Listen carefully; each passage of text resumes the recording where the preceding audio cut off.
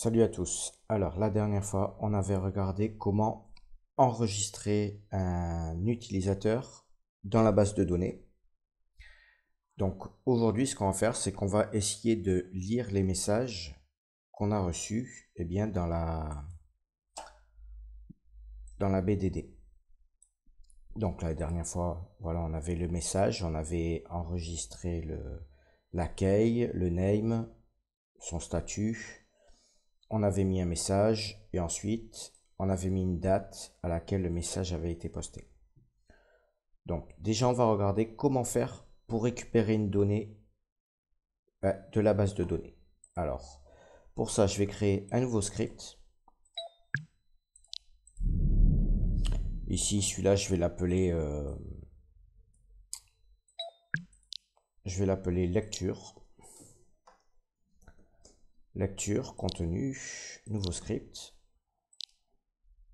Je vais ouvrir le script. Donc ici je vais coller toujours pareil la base pour se connecter. Donc je pourrais reprendre l'enregistrement utilisateur ici. Voilà. Donc ici je vais nettoyer un petit peu. Au lieu d'enregistrement ici je vais marquer lecture. Lecture. Ici en lecture j'aurai pas forcément besoin de paramètres. Donc les paramètres ici, je vais les enlever. Je pourrais en mettre un juste qui s'appelle lecture, simplement pour dire qu'il y a une variable qui existe. Lecture, je pourrais mettre égal 1 par exemple. Ensuite au touch start, donc on n'a pas besoin du detect key, on va pas s'en servir.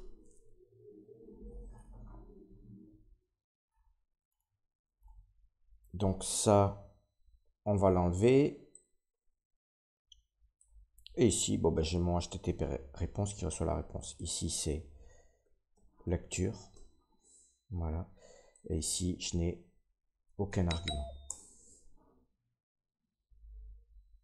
Ok, je sauvegarde.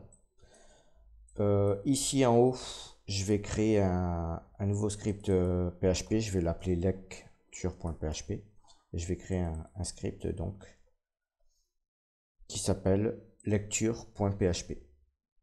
Ici, je pourrais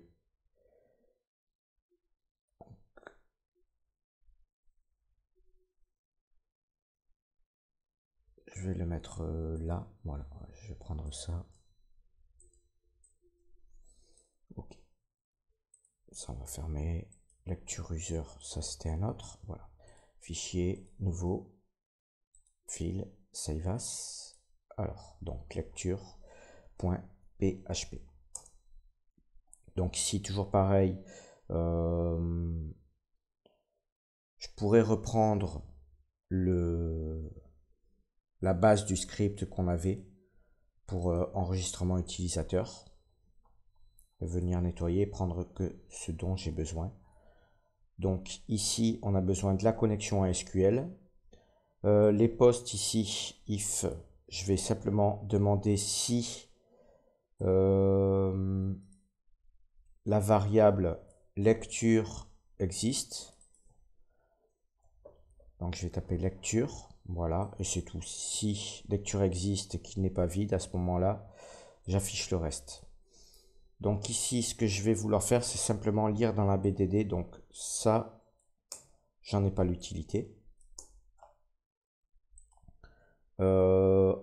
Ensuite, bien, on va faire une requête query. Alors tout ça, on va l'enlever. Voilà. Et on va commencer par une requête simple. Alors, pour aller chercher dans une base de données, donc on met select from, et ici, donc je sélecte toutes les données dans la base qui s'appelle enregistrement utilisateur. Enfin, dans la table qui s'appelle enregistrement utilisateur. Donc, si vous vous rappelez, je vais rouvrir la table ici. Voilà. Donc, la table, on avait une table enregistrement utilisateur. Donc, on va venir chercher tous les champs dans la base utilisateur et on va afficher les champs dont on a besoin. Donc, ce que je voudrais récupérer, moi, c'est le nom d'utilisateur, par exemple, Socialcraft ou Origine, avec le message qu'il a écrit. Ça pourrait être sympa d'afficher ça. Donc, pour pouvoir faire ça,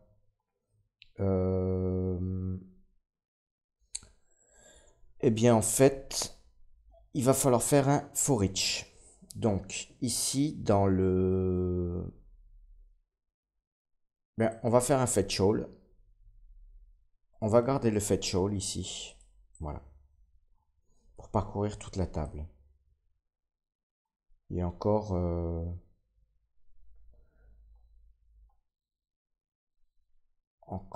même pas, on va le faire différemment. Alors. Voilà. Donc ici, ça, on n'en a pas besoin. Ici, on va exécuter simplement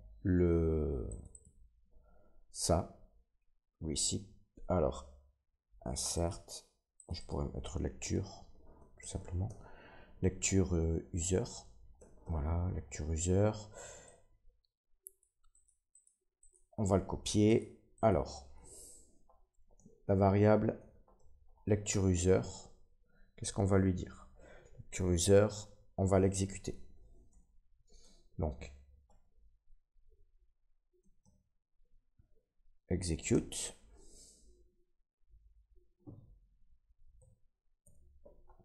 OK. Ensuite, pour pouvoir venir lire là-dedans,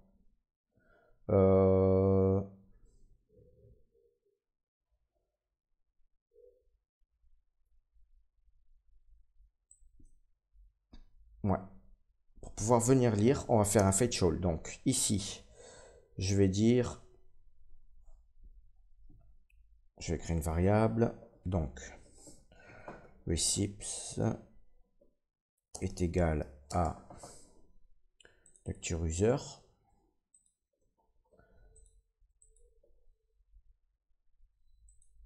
Et ensuite, sur ça, je fais un fetch all.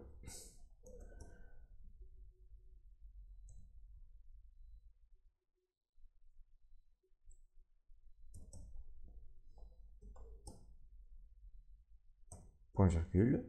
Voilà. Et ensuite, là-dedans, je vais faire ce qu'on appelle un for each. Donc, for each de receipts. For each sur receipt as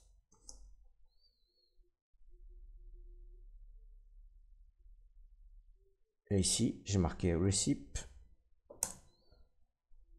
au singulier. Je vais créer une variable ici, il faut pas que j'oublie. Voilà,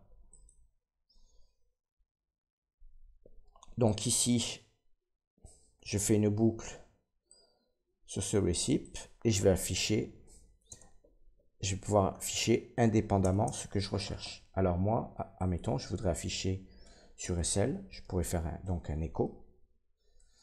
J'affiche un écho de receipt. Ici, qu'est-ce que je veux récupérer là-dedans? Je veux récupérer le nom du user. Donc, dans mon champ, il s'appelle user_n dans la base de données. Ensuite, je pourrais faire rajouter un 2 points. Voilà, je vais rajouter un 2 points. Comme ça. Et ensuite, je vais faire un autre écho de receipt. Et ici, qu'est-ce que je vais rajouter? Je vais rajouter, au lieu du username, le user message, user_m. Et ici, je pourrais faire un saut à la ligne sur Second Life. Donc, pour faire un saut à la ligne sur Second Life, on fait anti/n. Donc, ce que je vais faire maintenant, je vais essayer d'afficher ce qui se passe là-dedans. Je sauvegarde. Je vais venir cliquer sur mon cube. Donc, je suis bien sur le lecture PHP ici. Lecture PHP. J'ai créé une variable qui s'appelle lecture. Voilà. Et cette variable qui s'appelle lecture, je regarde si elle existe. Si elle existe, à ce moment-là, j'exécute la recherche dans la base de données et je veux renvoyer sur SL simplement le nom des users avec leur message. Je vais faire un touch. Donc, j'ai bien un message qui s'affiche. Socialcraft Résident qui lui a mis salut. Et GeoOrigin Lab Résident qui a mis le message terrible. On voit que je vais bien à la ligne. Une fois que le message est écrit, donc X social plus les 2 points, je mets salut. Terrible. Donc ça, c'est une première chose. Alors là, le truc qu'il y a, c'est que j'ai que 2 messages sur la base de données. Mais si j'aurais beaucoup de messages, il faudrait que j'affiche tout. Et c'est pas ce que je voudrais. Moi, ce que je voudrais, c'est, par exemple, travailler sur un système de chat général où tout le monde verrait les derniers messages affichés. Par exemple, les 2 ou 3 premiers messages affichés du résident qui vient écrire. Donc, pour pouvoir faire ça, il y a une méthode. C'est-à-dire que ici, là-dedans, on pourrait classer tout ça. Donc, pour pouvoir classer ici, je pourrais mettre en plus, à la fin de ma requête SQL, order. Donc, je veux l'organiser par. Alors ici, hop, on va voilà, faire comme ça. Order by. Et qu'est-ce que je voudrais, moi, classer? Je voudrais classer les utilisateurs par date. C'est-à-dire que je voudrais que les derniers messages en date, sur la date et sur l'heure, viennent s'afficher. Donc, je voudrais afficher tous les messages de la base de données, mais classés par date. Donc, je pourrais ici marquer userD. userD qui correspond donc à la date userD. Ensuite, je voudrais que ça s'affiche par date, mais je voudrais que ça soit inversé. C'est-à-dire que je voudrais pas que ça m'affiche les plus vieilles dates en premier, mais d'abord les plus récentes. Donc, pour afficher les plus récentes, ici, on va marquer desk. Et ensuite, je voudrais aussi limiter le nombre de messages affichés. Je pourrais le limiter à 10 ou 20, mais ici, je vais le limiter à 1 pour qu'on voie. Je vais marquer limite. Et à côté, j'ai marqué un message. Je vais sauvegarder. Et lorsque je clique, je devrais avoir le dernier message affiché. Donc un seul. Donc le dernier message est d'origine résident qui a marqué terrible. Donc si je viens vérifier dans ma BDD, donc si je regarde le message d'origine résident, ça a été le 12-17-2023. Enfin le 17-12-2023. Et ça a été posté à 16h50. Donc ça a été posté plus tard que ce message-là. C'est pour ça que j'ai ce message affiché en premier. Donc ça, c'est plutôt cool parce que maintenant, ce que je vais pouvoir faire, c'est n'afficher que les derniers messages comme ça dont j'ai besoin. Alors, on va essayer de faire quelque chose. C'est-à-dire que, en fait, si j'aimerais bien pouvoir modifier ce message-là à la volée avec les autres utilisateurs.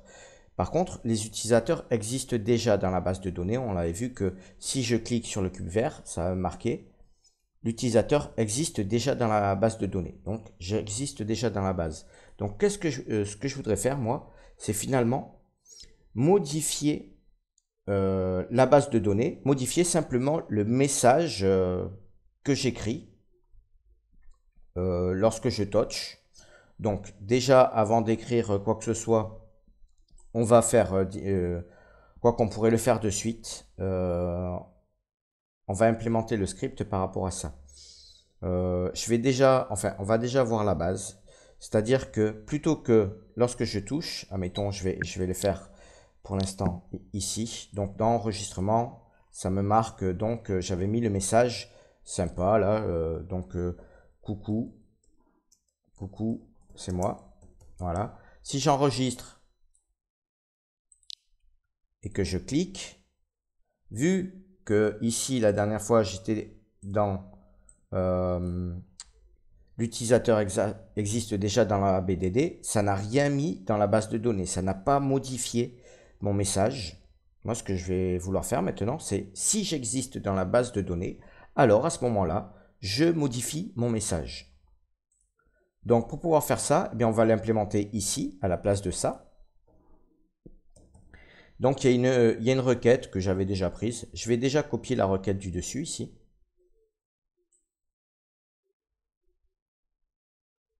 Je vais carrément tout prendre. Copier. Je vais le coller. Voilà. Là. Et ici, je vais marquer message modifié. Voilà. Message modifié. Donc, qu'est-ce que je veux modifier? Moi, je veux modifier dans la base de données le message. Le message et la date à laquelle ça a été posté. Mais vu que l'utilisateur existe déjà, et sa key aussi, je ne vais pas modifier la key, ni son nom, ni son statut d'user. Pour l'instant, ça on n'y réfléchit pas. Ce que je veux modifier, moi, simplement, à chaque fois, c'est son nouveau message avec la date à laquelle ça a été posté. Donc, ici, il y a une requête. On va créer donc une requête. La requête, c'est celle-ci qui se trouve dessus, là. Donc, qu'est-ce que j'ai fait? J'ai modifié le nom insert tout. Ici, ben, là, ce que je veux modifier, moi, c'est la base de données, enfin, la table qui s'appelle enregistrement utilisateur. Sur cette table, qu'est-ce que je veux modifier? Je veux modifier les paramètres, donc username et user message. Je veux modifier que le paramètre user, non, même pas username, user message simplement et la date. Donc username, voilà, user message et la date, user date. Donc voilà. Ensuite, ça, le mot where, c'est important. Je veux dire quand le username correspond au user qui a écrit le message. Sinon, ça me mettrait à jour le message dans toute la base de données. Je voudrais simplement, moi, que ça modifie que mon utilisateur. On va essayer, on va décocher le where, on va voir ce que ça fait. Ici, admettons, si j'enlève le where,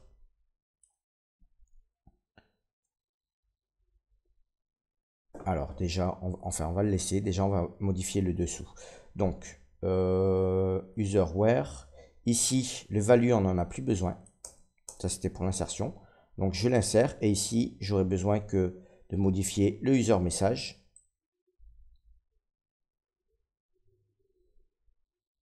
Et le user date. Et le username, lui, c'est celui qui se trouve dans mon where.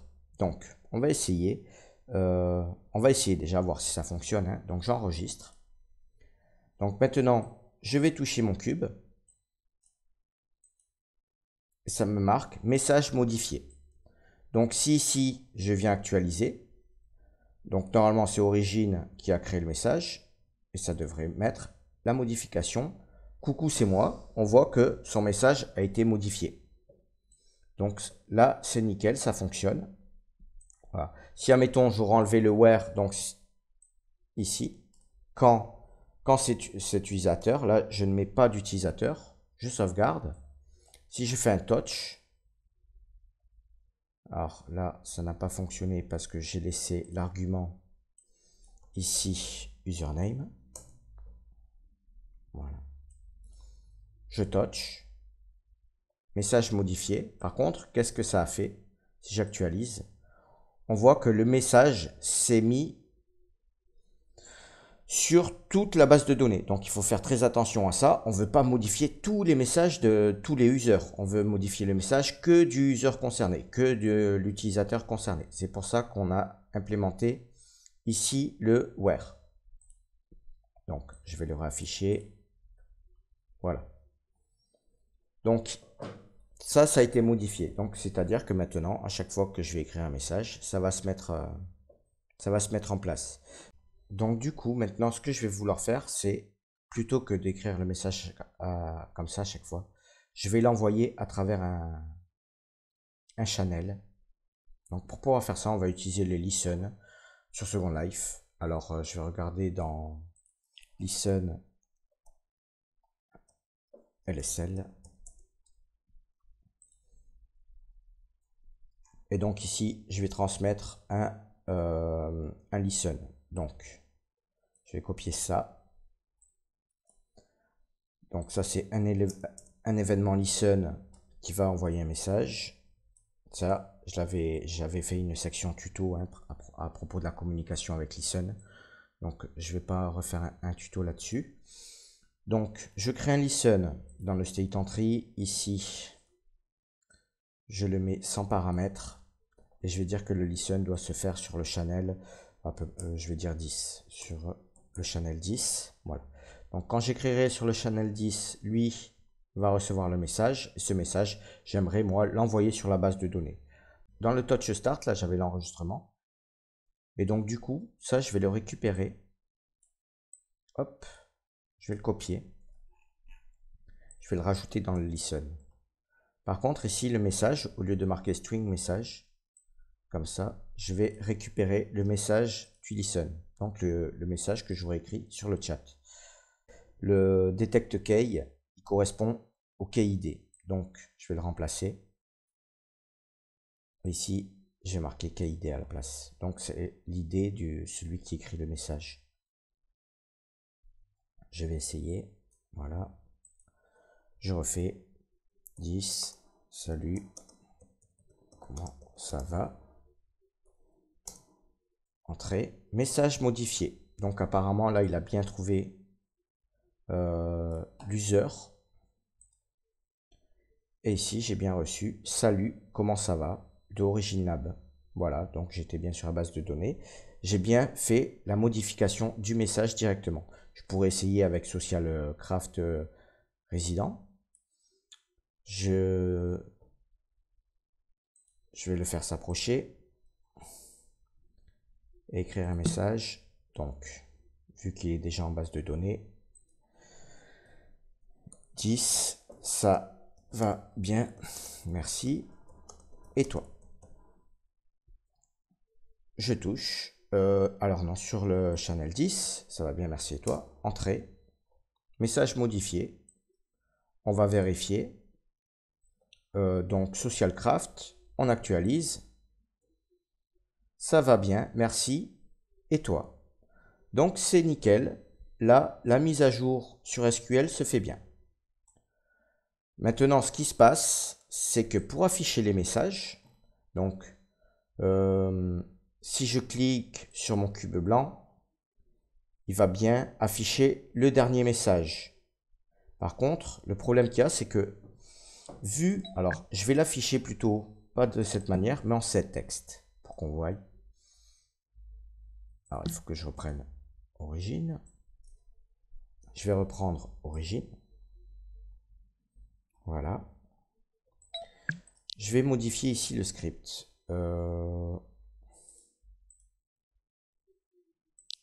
Voilà. Donc, les derniers messages ici, le I say body, je vais l'écrire plutôt en ll7 texte et je vais l'inclure. Donc ici, ce que je veux écrire, c'est le body. Voilà. Et je vais sauvegarder. Donc, si je fais un touch, j'ai bien le message, le dernier message qui correspond à Social Craft. Donc ici, moi,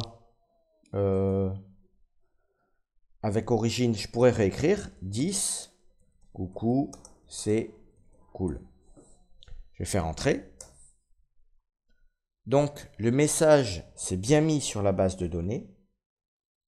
Le seul problème qu'il y a, c'est que là, vu qu'on est sur du PHP, en fait, lui, tant qu'on ne vient pas lui poser une question, enfin, tant que le client ne vient pas poser une question au serveur, le message ne va pas être mis à jour automatiquement. Alors, ce qu'on pourrait faire, donc si je clique, oui, là, il va bien se mettre. Donc, ce que je pourrais faire, c'est... alors, il faut éviter de faire ça pour le lag, mais à partir du moment où on envoie quelques requêtes comme ça, après on peut en envoyer quand même beaucoup. mais pour ce type d'application, ça suffit largement.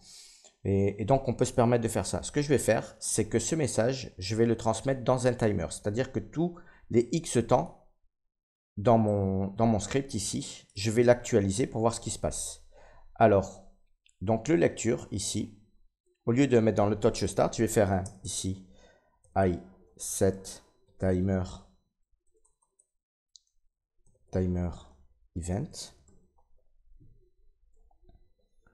Je vais faire toutes les secondes. Toutes les secondes, je vais envoyer une requête au site pour savoir s'il y a une modification sur la base de données. Et ici, je vais donc faire un timer. Je vais appeler l'événement timer. Alors l'événement timer, je ne sais plus comment il s'appelle, c'est comme ça, voilà. Et ensuite, ben, dans ce timer, je vais mettre X lecture. Je sauvegarde. Et voilà. Et là, toutes les secondes, il envoie une requête à la base de données pour récupérer. Donc, on avait dit dans le script ici, lecture, un message. Je pourrais mettre récupérer 2 messages. Je peux le mettre à 2. Comme ça, je récupérerai les 2 derniers messages, par exemple. Et je vais essayer. Donc, je vais renvoyer un message avec origine. 10. Salut. Je vais juste mettre salut, voilà.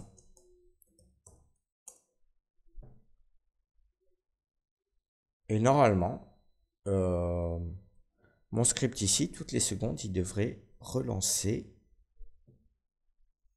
Ah oui, alors, c'est parce que je l'ai mis sur le touch start, c'est-à-dire que ici, je ne dois pas mettre ça sur le touch start. Quand je le touche pour le mettre en route, je vais le mettre direct sur le state entry, comme ça, il va se mettre en route de suite.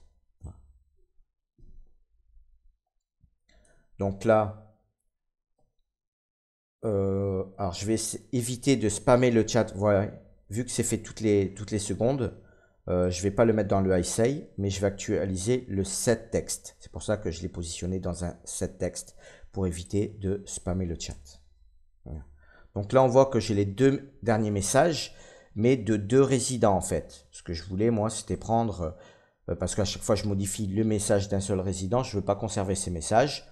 Je veux simplement que conserver les différents utilisateurs. C'est pour ça que là, j'ai les utilisateurs indépendants. Je pourrais en mettre 3 parce que j'ai 3 utilisateurs dans la base de données là. Donc, je vais afficher les messages des 3 utilisateurs. Donc, il y a SocialCraft, Origin et on va rajouter Testborgin. Alors, ici, pour ajouter Testborgin, donc ici, je vais mettre sur 3. Comme ça va m'afficher. Donc, c'est ici. Lecture. C'était pas celui-là. Voilà. Le lecture. On va le mettre sur 3. 3. Je sauvegarde. Du coup, ça va m'afficher les 3. Coucou, c'est moi. Alors, je vais essayer, moi, d'écrire un message. Salut. C'est cool. Entrée. Alors, 10. Salut. C'est cool. Voilà. Et là, automatiquement, on voit que ça s'est actualisé tout seul. Salut, c'est cool. Origine Lab résident. Si je viens avec... donc, avec social... Hop, le script de lecture marche bien. Et là, on devrait, quand je vais cliquer sur Entrée, lui, toutes les secondes, il recherche dans la base de données. Donc, à la place de SocialCraft, il devrait modifier le message. Voilà. Et donc, SocialCraft, hop, est passé en haut de la liste. Le script de lecture marche bien. Voilà. Donc, ça fonctionne correctement. Alors là, ce qui va être intéressant aussi de voir, c'est que ce script prend les messages, même si on envoie les messages d'une autre SIM. Ce qui veut dire que ça nous permet de faire de la communication bien que nous soyons sur d'autres terrains. Donc, c'est ce que on va voir de suite. Je vais aller me TP sur un autre terrain avec Socialcraft et on va voir ça. Donc là, voilà, je suis sur un autre terrain. Et cette fois-ci, eh bien, je vais demander à l'aide de Tess, donc de m'envoyer des messages. Donc Tess, elle est bien sur un terrain avec l'enregistreur et le player qui va chercher dans la base de données ce qui se passe. Moi ici, je suis donc sur un autre terrain avec l'éléphant et je vais demander par exemple à Tess d'écrire un message à l'aide de la commande /10 et elle écrit un message, j'en sais rien, mettons salut, comment ça va? Voilà, 10, comment ça va? Donc là, je vois que moi, elle a marqué comment ça va et je peux interagir avec elle ici en mettant voilà, 10, ça va, et toi? Donc je l'écris, je vais passer certainement en haut de la liste, Origin Lab, ça va et toi? Et si je vais sur son terrain, on voit qu'elle a dû recevoir normalement mon message, ça va et toi? Et là, c'est-à-dire qu'on peut communiquer d'une email une autre comme ça, simplement voilà, de cette manière. Ça peut être pratique. Et là, elle me dit non, je n'ai pas reçu. C'est parce qu'elle n'a pas dû regarder sur le cube qui était sur le terrain. Il y a un cube où il y a un set texte et il y a tout écrit dessus. Voilà. Donc, voilà, si tu as reçu sur le cube, cube. Ah oui, c'est sur le cube. Voilà, je vois ce qu'elle m'écrit. Donc c'est, voilà, je peux communiquer avec. Si tu as reçu sur le cube. Alors ça ici, les messages des fois qui s'affichent, c'est le temps que la requête soit reçue. L'envoyer toutes les secondes, c'est peut-être un peu trop rapide. Il faudrait peut-être l'envoyer tous les 2 secondes. Mais enfin, c'est pour vous montrer le principe. Donc voilà, en tout cas, on voit que le système fonctionne bien. Donc la prochaine fois, on verra des choses intéressante, c'est-à-dire on communiquera avec une API externe qui est Play Canva pour voir un petit peu comment travailler avec un moteur de jeu externe et voir un petit peu le système de serveur sur Second Life. En tout cas, je vous remercie de m'avoir suivi. Je vous dis à bientôt pour un prochain tuto. Ciao!